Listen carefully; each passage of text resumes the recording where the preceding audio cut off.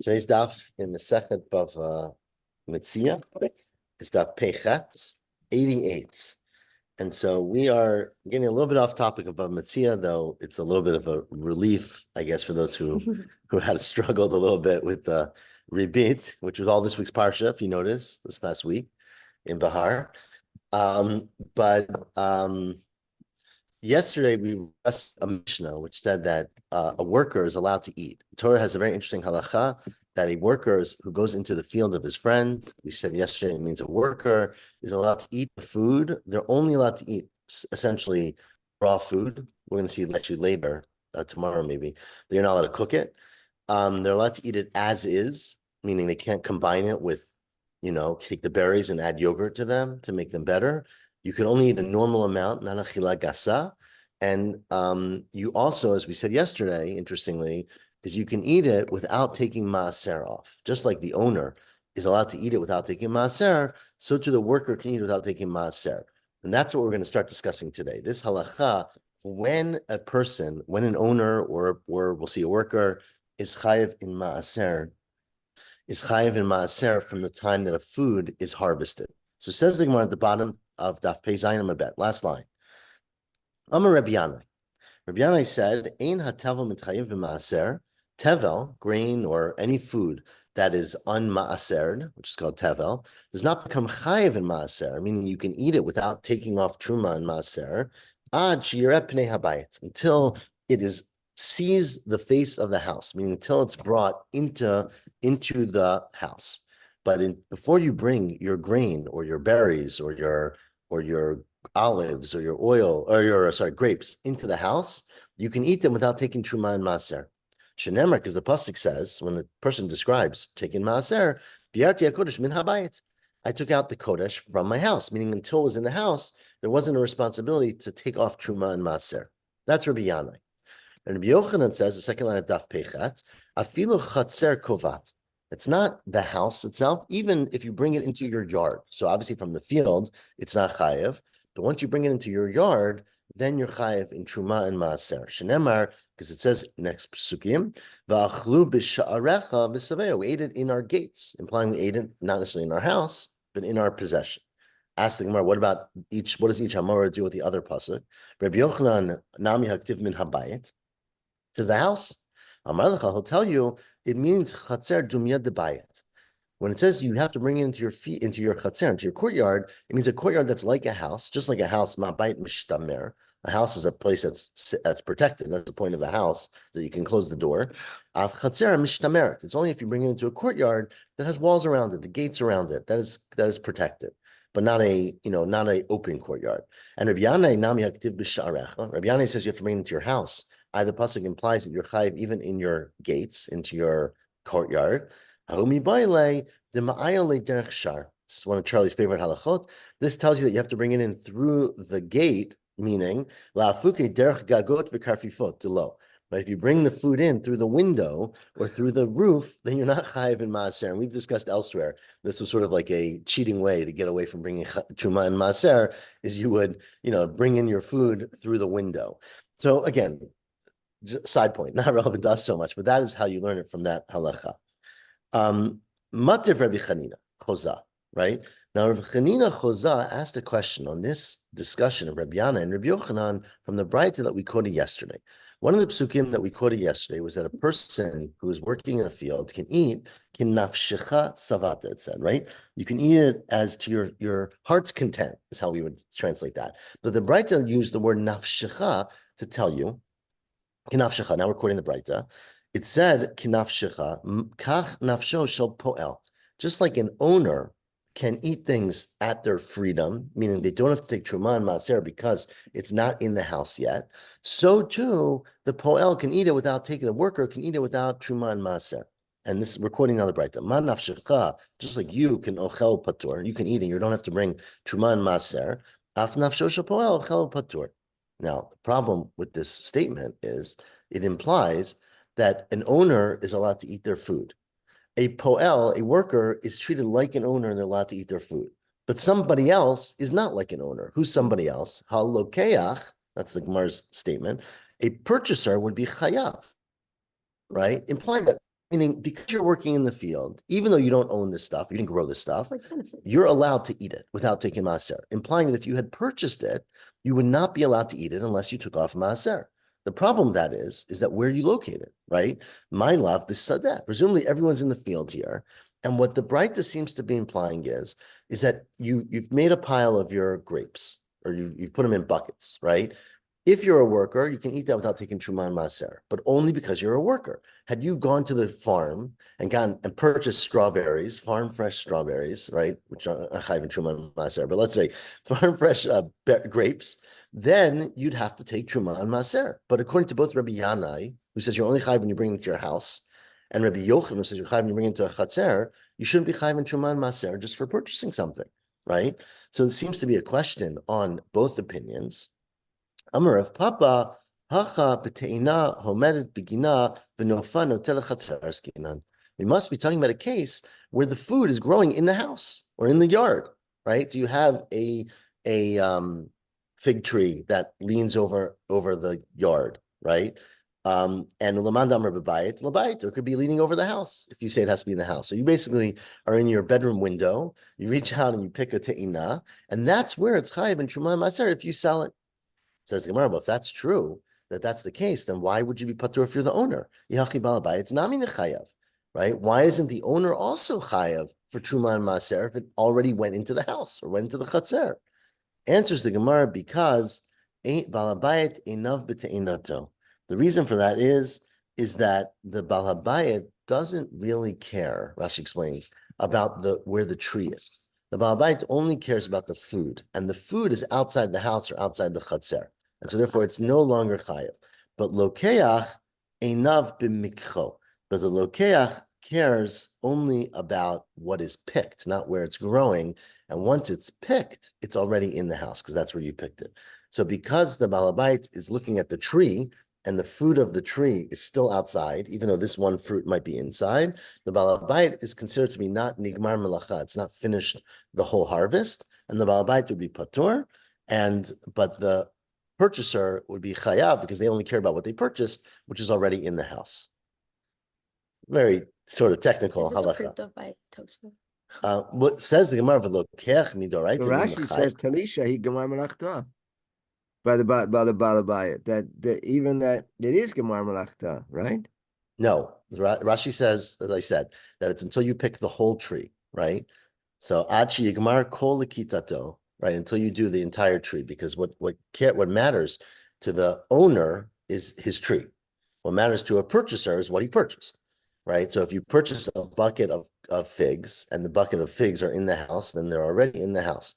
If you are a balabait and you purchased and you harvested a bucket of figs, but you've got a tree that's full of figs that still remain to be picked, you are not considered to be nigmar melacha. You didn't finish the job yet, and therefore you're not chayiv on anything until that time. That's Rashi's. Rashi, of course, what's Rashi's Peshat and Trisha he Gemar Malachta? That is when it's unpicked, when it's. If you look at Rashi, enough, right? Because Rashi says enough b'teinato, that you don't care so much about where the thing is, you care about the product essentially.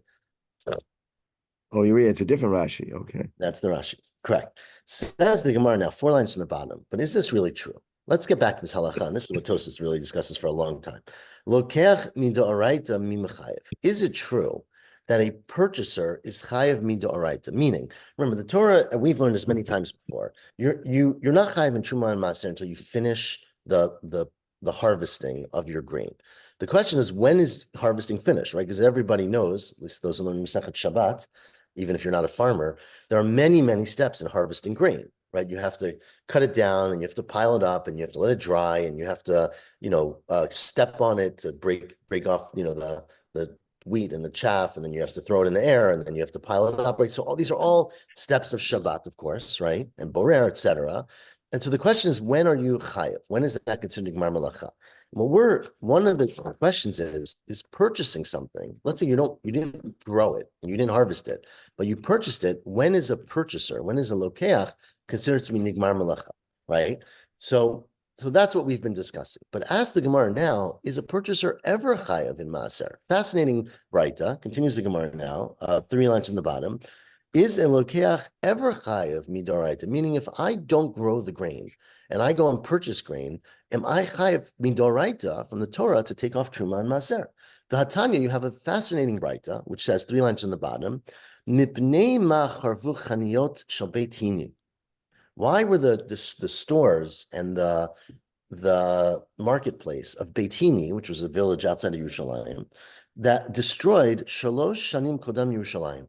Why was it that somehow, I guess I'm assuming it's in the second Beit HaMikdash, but that the Romans came up and destroyed Beit Hini? Why did they destroy Beit Hini 3 years? They laid siege and they destroyed it years before they actually conquered Jerusalem. What was wrong? What was the sin of Beit Hini? So answers the Braita, because they followed the Torah. That's not really what it means, of course. It means because they literally followed the Torah. They didn't listen to the Chachamim and understand the implication. They only followed the Torah. These are my car keys. I'm gonna go back to sleep. Clay can't get out. We got it, girl. Thanks. So they followed. They followed the Torah, and meaning they followed the literal letter of the law, and they didn't follow the spirit of the law, what the Chachamim said. What was the literal letter of the law? Shahayu Omrim, they would say, turn the page, that if you look at the pasuk which talks about taking Truma and Maaser, it says Aser ta'aser kol tfuat zarecha, right? We read this all the time. V'achalta. The end of the pasuk is then you will eat it, implying that you have to take off Truma and Maaser on your fruit if you eat it, but not if you sell it. So if you're a wholesaler, according to this braita, which is a fascinating braita, of course, if you grow grain for selling, you don't have to take off Truma and Maaser. Okay, now that's not such a big chiddush because maybe the person who buys it has to take off Truma and Maaser.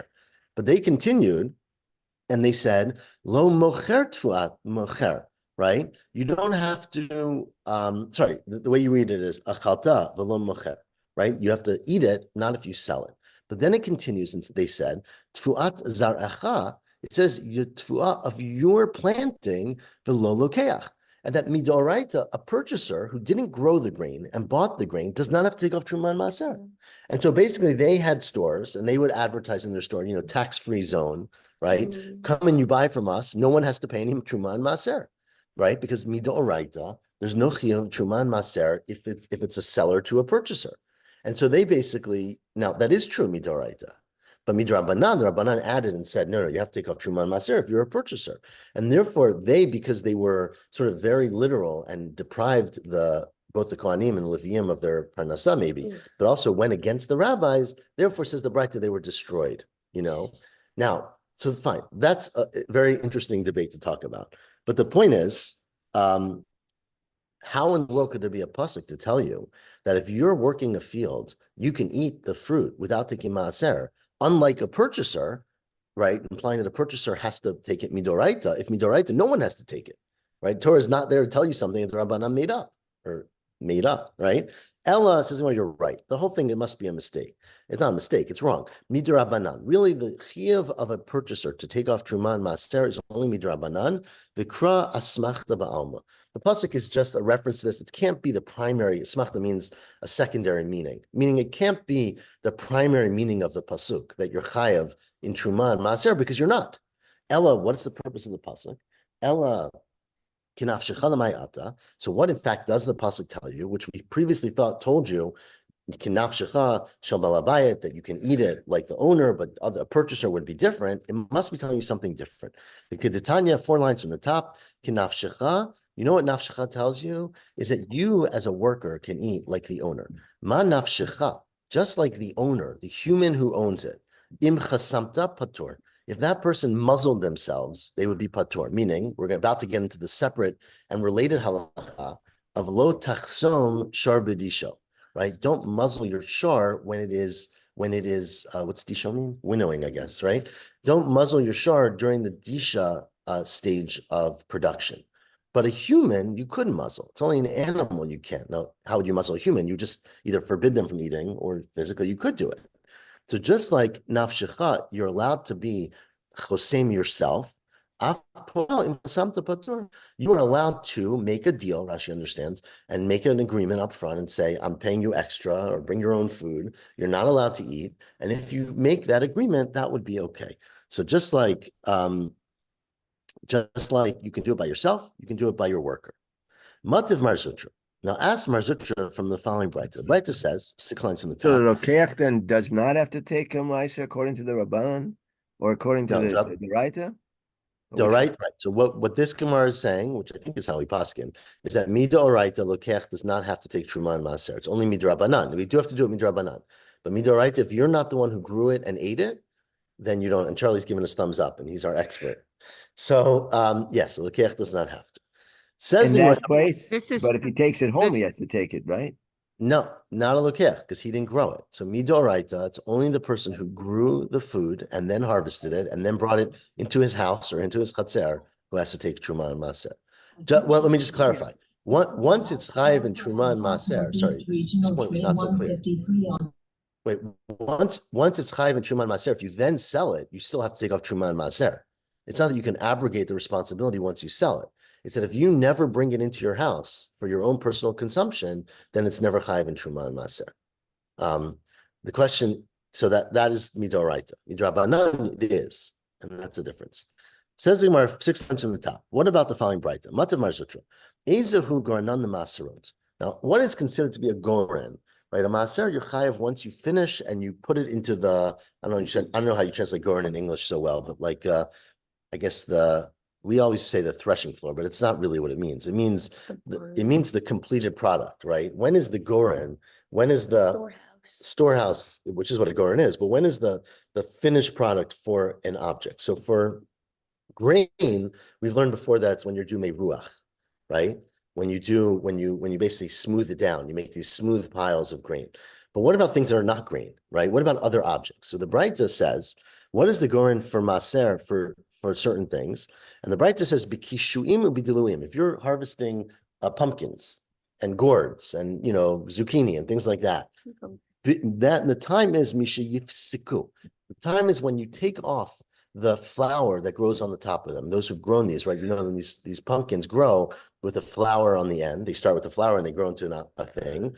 And after you would cut them off, they would still have that flower. And when it fell off, that would be the sign that they are mature. Amar Reb Asi, Misha Yimtol Pikos Shalem. When you take off the pikos, which is, again, I don't know what the English word, but it's a flower that grows at the top of the gourd, right? So when the pikas comes off, now my love, that implies that it doesn't matter where it is. Misha Yifsiku, as soon as the pikas falls off, I feel a bisadeh. No, not Yifsiku, Yifakesu. You inverted the kuf and the samach. You said Yifsiku. The kuf is before the samach. We say yipkisu. Thank you. It's a hard word. Yifkesu. Okay. So when it comes off. So now the question is, when it seems afila b'sadeh lo misha yifkesu b'bayit. It's referring to if you brought it into the house and then this pikas, this flower on the top, was taken off. Says the Gemara. Well, then the language doesn't make so much sense because instead of saying misha yifkesu, it should have said Ajif Kasumi Baile, meaning not when it happened, implying that's the only thing necessary. It's necessary to bring it into the house and then for it to happen, which means until that happens.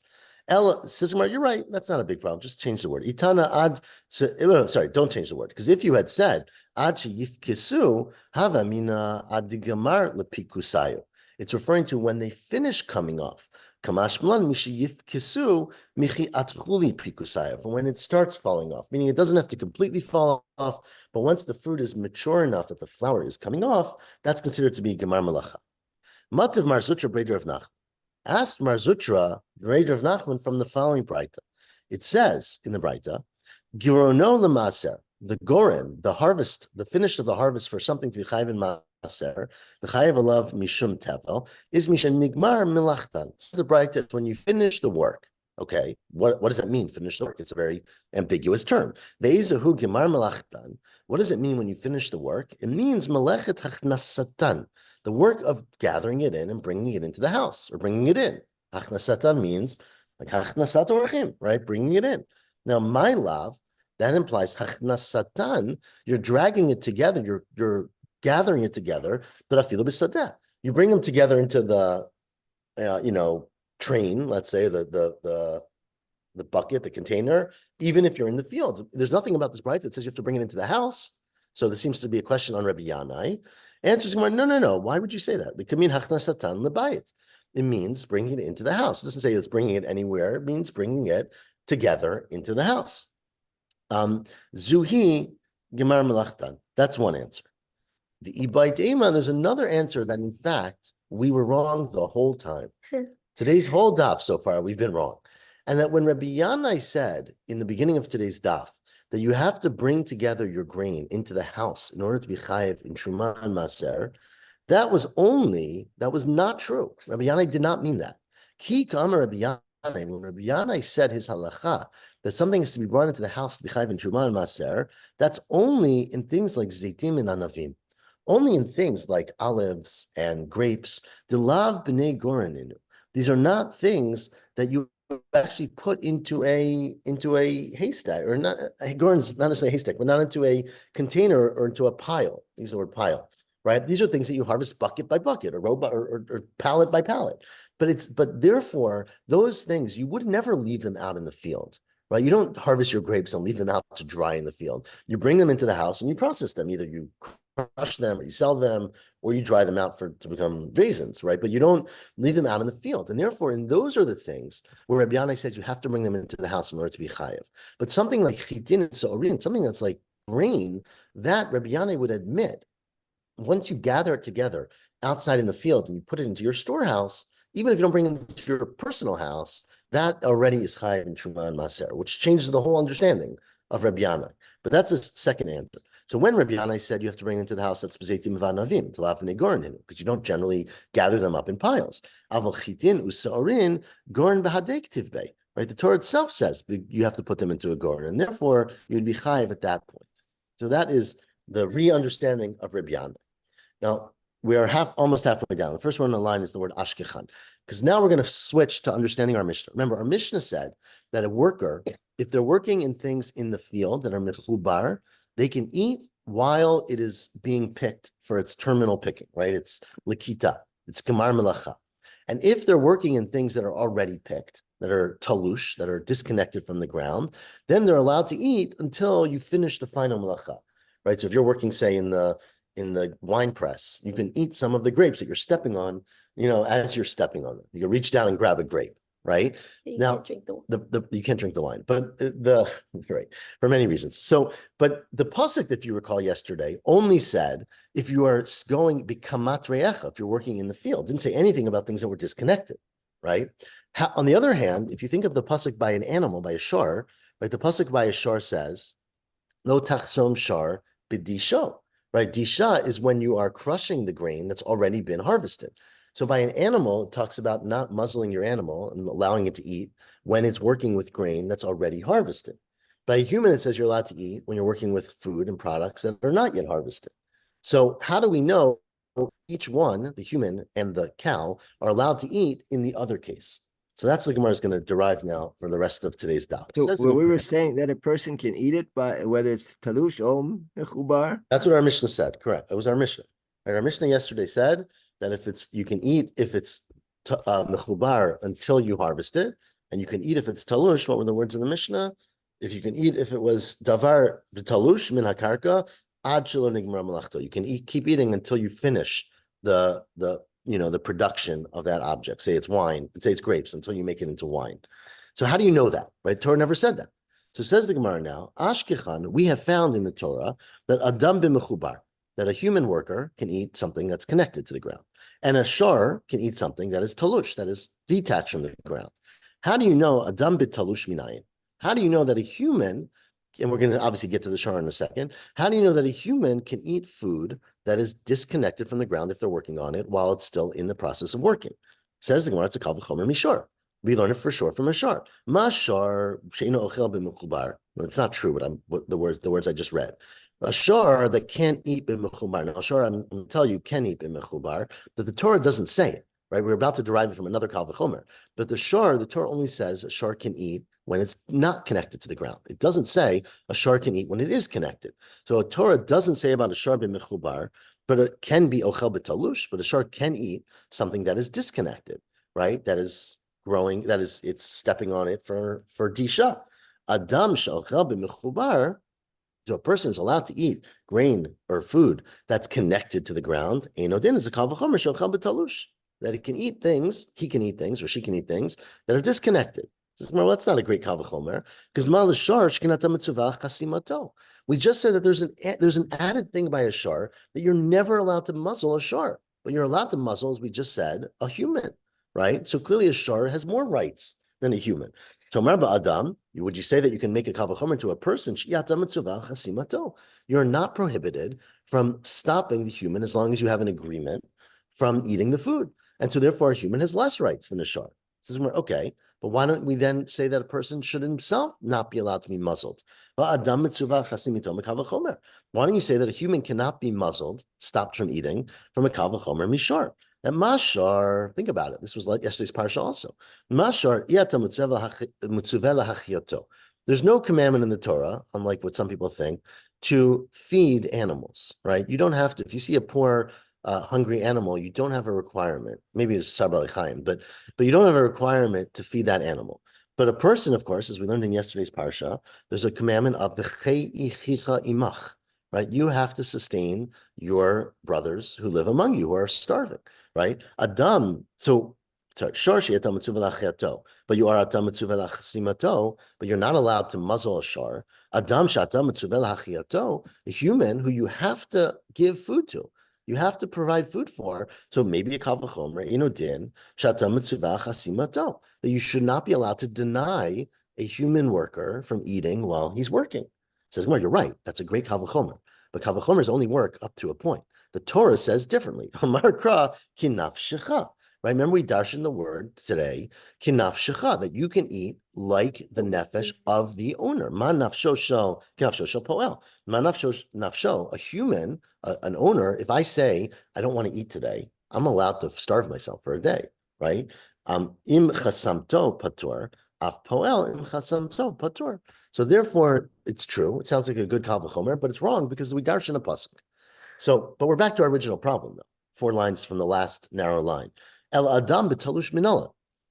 What is the source that a human poel worker can eat food if he's dealing with things that are not connected to the ground?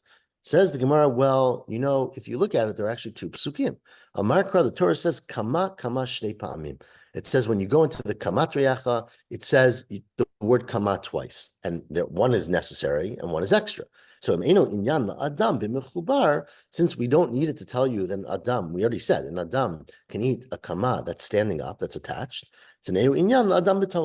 So basically, there's an extra word in the pasuk, the word kama, to tell you that you can eat not only things that are connected, but also things that are detached. So it turns out it's a pasuk.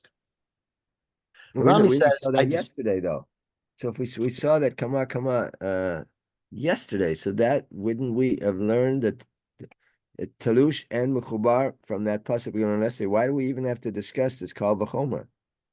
Well, you can. It's a good question, but I mean, you can ask that about any Gemara, right? Once you come out to the conclusion, why did you go through the process? So, sometimes the Gemara does it just to sort of remind you of these kal v'chomers, and it's the learning process. And sometimes these things might have been written disjointedly, right? It's possible that yesterday's daf in the original learning did not follow today's daf.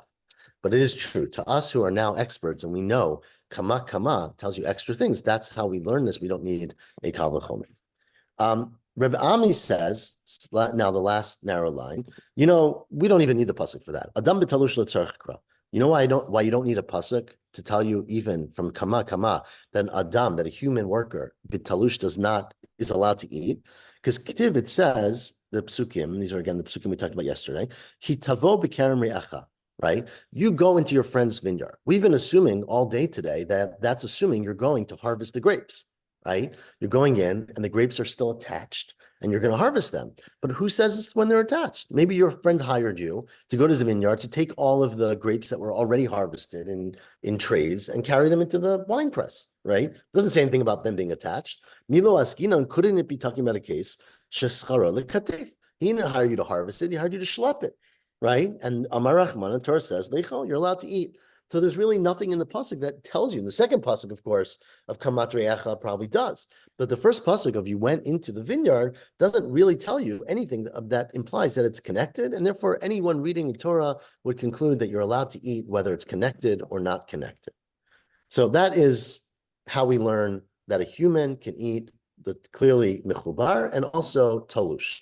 How about the last word on the first wide line, shar b'mechubar minalan? How do you know that a cow or any animal, we'll see in a minute, shar is obviously not limited to just the shar, but any animal that's working can eat things that are mechubar, right? If a cow is plowing in the field or harvesting in the field, let's say you had a fancy cow machine, right, that harvested for you, the cow's allowed to eat while it's harvesting. Minalan, how do you know that? That's mikal v'chomer mi adam. We're going to do backwards and do a kal v'chomer from a human, just like an adam. She'eno achal b'talush. A human cannot eat if it's disconnected. Now, of course, like I said, that's not true, but it doesn't say in the pasuk clearly, at least according to the first shot. Then Adam can eat b'talush, but ochel b'mechubar. A human can eat if it's connected, which the Torah clearly says. Shor she'ochel b'talush, a shor which is allowed to eat once you've harvested. Eino din she'ochel b'mechubar. Answers the Gemara, that's not such a great kal v'chomer, because Mali Adam, a human might have greater rights to eat. Remember, we keep saying that you have a social responsibility to feed other humans. You don't have that same responsibility with the shar. Tomar b'shar sheyata mitzuvah lachiyato. Says Gemara, well, how do you know you don't have to feed sharim that are starving? Maybe he has shar that mitzuvah hashar mitzuvah lachiyato mikal v'chomer. Why don't you say that a shar, in fact, has to be fed, and you need soup kitchens for cows based on a kal v'chomer? Ma adam sheyata mitzuvah chasimato. Right? We said before that you're allowed to muzzle a person. You can say to a person who's working for you, you're not allowed to eat my food if they agree to it. But a shar, you can never say that, right? A shar, you're never allowed to prevent a shar from eating. It's prohibited from the Torah. So in Adam, but you are but you do have to make sure they have enough food to live. But a shar, a shar in which you're prohibited from muzzling when it's working, maybe you should have to supply food for all the hungry animals. Amar Kra, well, if you read the pasuk yesterday, it says, V'chei achicha imach. You have to sustain your brother with you, right? And we learn from there, achicha, it's not a human, it's not a person, it's not a creature, it's your brother, the loshar. It means you're specifically your partner, your brother, and not an animal. Okay, so that's why that kal v'chomer is not adopted. That's the Gemara now, 4 lines, 3 lines from the bottom. But to the question, how do you know elashar b'mechubar minalan? So how do we know that an animal that's working in grain or anything that's still attached to the field is allowed to eat? Amarkra, because the pasuk says re'acha shnei pa'amim. It says the word re'acha, right? It goes. I have the psukim yesterday, but it says you go into the field of your friend. Tavo b'kerem re'acha, right? And it says kavo b'kamat re'acha, right? So the word re'acha, one of them clearly is extra because it's repetitive. So it says re'acha shnei pa'amim. Im eno inyan adam b'mechubar. Since we don't need it to tell me that an adam can eat b'mechubar, because the Torah says that. T'neo inyan l'shar b'mechubar. So basically, it's an extra pasuk. And it's referring to, even though, of course, re'acha does not refer to a shar, but it's teaching you that you can basically compare these halachot to each other. It's an extra halacha to tell you that another class gets to eat, and that extra class is animals working in fields that are mechubar. So that's how we learn it. Ravina, we're almost done. Ravina says, last line, Lo adam b'talush, v'lo shar mechubar tzricha kra. This whole Gemara was an exercise in fun, good limud, but none of it is necessary. You don't need an extra pasuk of re'acha. You don't need an extra pasuk of sadeh, right? Was that the pasuk? Kama, thank you. You don't need an extra pasuk of kama to tell you that a human can eat b'talush or that a shar can eat b'mechubar. Says Ravina, lo adam b'talush v'lo shar b'mechubar tzrichi krai. Neither one needs a pasuk. You know why? Because the pasuk by an animal is lo tachsom shar b'disha. Don't muzzle your shar while it's crushing grain, right? Michti. Now let's analyze that pasuk, because what does it mean? Top of Peitet Amud Aleph. Kol mili itnu b'chasima. We know, we're about to say in a second, it's not just a cow that you can't muzzle. Every animal is prohibited to be muzzled. How do we know that? The Alfinan shar mishabat. We learn out shar mishabat. They're just like by Shabbat. It talks about a shar, but obviously you're not allowed to work with any animal. The Gemara in Shabbat learned this, right? Sorry, Gemara in Bava learn this, that by Shabbat, although it says shar in some places, it also says chol behemtecha. And so all animals are prohibited. You're not allowed to have your animal work on Shabbat, but that's not just true about a shar, right? Or what the pasuk says. So the word shar is a catch-all for all animals that work for you. So we know that. So so if that's true, why does the Torah say lo tachsom shar b'disho? Lichtav rachmana lo tidosh b'chasima. If you leave the animal out of the story, say don't crush your grain with a muzzled animal. Don't speculate. Don't specify the animal of shar because shar is not literal. So why did the Torah say shar? Shar de katuv rachmana lamali. That's telling you something interesting. Is that you should make a hekesh between a shar and the owner. It's la'kushi to make a comparison between the chosem and the nechtam, the muzzled and the one who muzzles. Right? The nechsam. The nechsam. Nechsam. He said nechtam. Nechsam. Thank you. The chosem, the one who is the owner or the human who puts the muzzle on, and the nechsam. Thank you. The one who is muzzled, which is the animal, and back and forth. And the nechsam, the chosem, the one who is the opposite way, right? The one who is muzzled, the animal, to the one who muzzles the animal. Ma chosem. So basically comparing the owner, the human, to the cow. Ma chosem, just like a human who does the chasima, is ochel b'mechubar. The Torah says the human worker eats mechubar. Af nechsam, so to the animal is ochel b'mechubar. Uma nechsam ochel b'talush. And just like the muzzled, the Torah says, can eat when it's disconnected. Af chosem ochel b'talush. So too, the one who does it, the human, can eat when it's talush. And therefore says, Ravina, this whole Gemara wasn't really necessary. This pasuk of lo tachsom shar b'disho, the reason it says the word shar is to tell you humans and animals have similar relationships. That just like an animal can't be muzzled, a human can't be muzzled. That's not literally true, because a human can be muzzled, we said earlier today. But the situations in which an animal can eat, a human can eat, and the situations in which a human can eat, an animal can eat, and therefore you learn out both groups in both situations. Why does it? I'm not sure it answers the question. Sure, well, you could have said chaya. You could say lo tachsom chaya b'disho. Well, what's the reason here that? I'm not sure how you're answering. Sure. So I mean, look. Anytime the Torah has an extra word, it also has to make sense, right? We don't just throw in random words. So in context, obviously, the animal that you most frequently use in a disha is a shar, because shars are heavy, right? And the whole point of the disha is that you have to crush the stuff. So I think the real question is, a shar is the appropriate animal if you're talking about it. The question is, why do you have to say any animal? And it's telling you it's extra, basically, for this limud to compare the owner to the animal. That's could be a chamor as well. Sure. It could be a chamor. Yeah, I agree. I'm not sure. I don't know that much about dishat, so I can't say too much about their human reality. But presumably, it could have been any animal that would have had the same limud. So maybe there's more things to learn from it, which is, speaking about Rabbi Akiva, right, was always looking to learn more. We have done there. Happy Lag BaOmer. I think Dove is picking it up tomorrow at 7:45, but I hopefully they'll confirm that on the WhatsApp. Have a great week, everyone.